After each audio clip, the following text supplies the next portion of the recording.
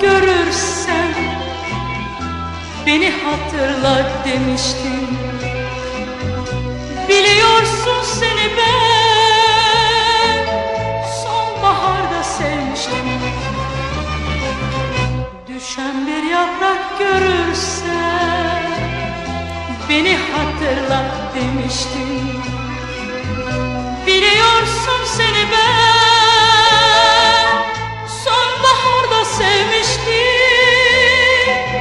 Her sonbahar rüzgarında sarı sarı yapraklarla